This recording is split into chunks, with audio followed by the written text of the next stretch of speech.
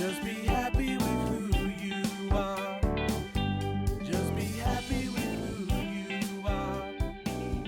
Just be happy with who you are.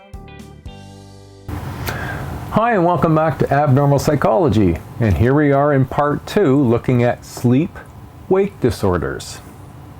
Now, sleep is a normal biological function, yet how do we do it? Why do we do it? Well, sleep is a restorative. It's restorative, so it sort of like rebooting your computer in a way, and we seem to need it. Well, the only way we know that is try not sleeping and see how long you can do that for before you just drop off. Most of us get tired at night. We go to bed and can sleep, no problem. However, some cannot and have some very significant problems getting to sleep or remaining asleep, affecting their lives at work, interpersonally, and in many ways, these are, by the DSM-5, known as sleep-wake disorders, a diagnostic category representing persistent or recurrent sleep-related problems that cause significant personal distress and impaired functioning. Consider Jim. He's a student with a history of having sleep problems. He reported that he never slept well, had trouble falling to sleep, and waking again in the early morning. Since he started school last year, his sleep problem had gotten worse. He would lie in bed awake until the early morning hours thinking about school, getting only 3 to 4 hours of sleep on a typical night. In the morning, he had difficulty getting out of bed and was frequently late for his early morning class. Jim's sleep problems and their interference with his schoolwork were causing Jim to experience increasingly severe depression. In addition, he recently reported having a severe anxiety attack that woke him in the middle of the night.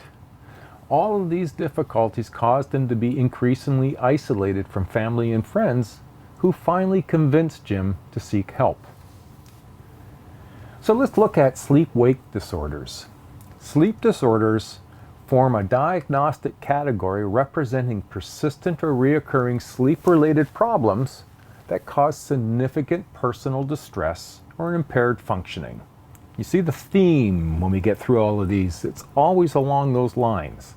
It is with the use of a polysomnograph, PSG, recording which simultaneously measures multiple physiological responses during sleep or attempted sleep. It is used to assess sleep disorders, and there are a number of sleep-wake sleeping disorders, and we're going to consider insomnia disorder, hypersomnolence disorder, narcolepsy, breathing-related disorders, circadian rhythm disorders, and parasomnias. Insomnia disorder we're going to start with. People who suffer from insomnia disorder, difficulties falling asleep. They also have difficulties remaining asleep or gaining or achieving a restorative sleep. The University of Ottawa psychologists found that high levels of anxiety were associated with moderate to severe sleep-onset chronic insomnia. High levels of life stress, work stress, heavy drinking or cannabis use, obesity, these are all factors that can contribute to not getting a good sleep. Chronic insomnia involves having difficulty falling asleep, remaining asleep, or getting a restorative sleep for a period of a month or more. That's going to certainly affect your day-to-day life. Hypersomnolence disorder. In people suffering from this disorder, a persistent pattern of excessive sleepiness during the daytime is observed. Now, these persons do not feel refreshed after having a daytime nap. This is not the kind of sleepiness you might have from time to time, where taking a nap can restore us. This is chronic, and where naps are not helpful. Now this next one is called narcolepsy, and it's a peculiar one. Narcolepsy is a sleep-wake disorder characterized by a sudden, irresistible episode of sleep. You have a sleep attack, if you will. It's accompanied by cataplexy. Now, cataplexy is a brief and sudden loss of muscular control, typically lasting a few seconds to as long as a couple of minutes. So when this sleep attack occurs, the person goes directly into REM sleep stage. That's the stage of sleep where we often will be dreaming.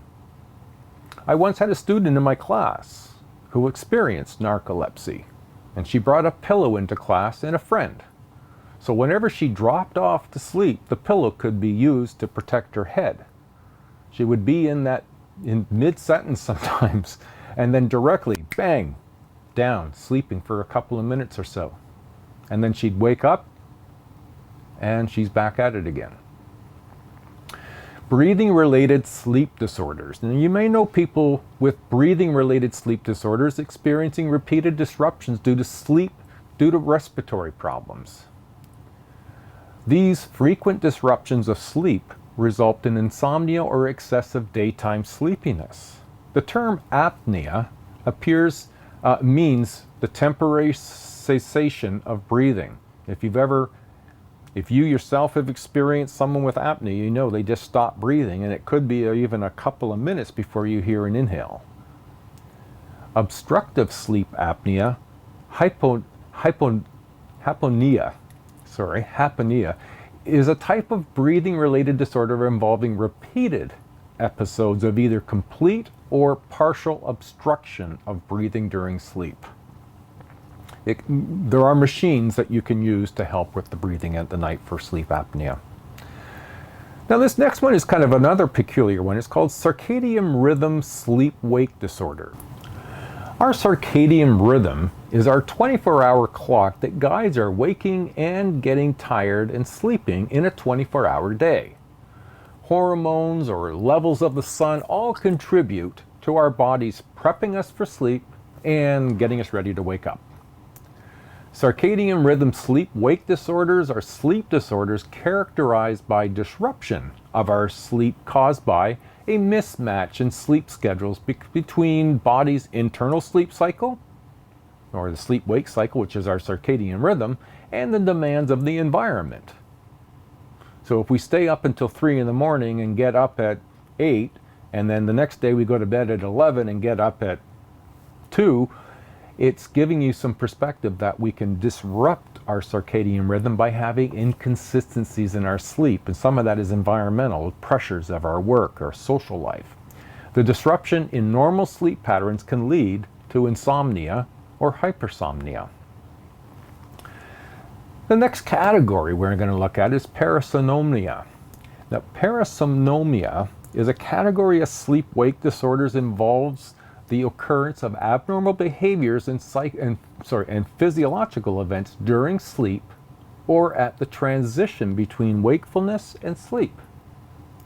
It is further divided into disorders associated with REM sleep and those associated with non-REM sleep. Now, nighttime disorder. Now, it's a recurrent awakening due to a frightening dreams, nightmares more notably. Nightmares typically will occur in our REM sleep, and this stage of sleep usually involves a type of paralysis, which is handy, as jumping out of bed and running away could be very dangerous. Non-rapid eye movement sleep arousal disorder involves the recurrent episodes of incomplete arousal during sleep that are accompanied by sleep terrors and sleepwalking. Well, what are sleep terrors? Well, sleep terrors, you might know somebody, a child in particular. You'll recognize this in someone as while they were sleeping and they yell out with a piercing scream and sometime in the night. Well, this is more often with children, and they'll often just sit up quickly and be sweating, disoriented, and still be asleep. After a while, the child will fall back to sleep and remember nothing about it in the morning. Sleep terrors involve repeated episodes, and children typically grow out of them, although at some percentage it affects them in their adult lives. Sleepwalking, though, is repeated episodes of someone getting up and walking around while remaining completely asleep. Now, this occurs during deep sleep stages. They tend to have a blank stare and don't usually bump into things. Accidents can happen, though. An awakened sleepwalker will not be harmed by waking them up. They may be somewhat disoriented, but they'll be okay. So what about treatment of sleep-wake disorders? The biological approach is the most common pharmacological method of treating sleep-wake disorders in Canada has been the use of sleep medication. However, because of problems associated with these drugs, non-pharmacological treatment approaches, principally cognitive behavior therapy, have become much more popular more recently. Psychological approaches were mostly limited to treatment of insomnia. Cognitive behavior techniques focus on lowering states of physiological arousal, modifying maladaptive sleep habits, and change dysfunctional thoughts. Using relaxation techniques, stimulus control, and anxiety management training.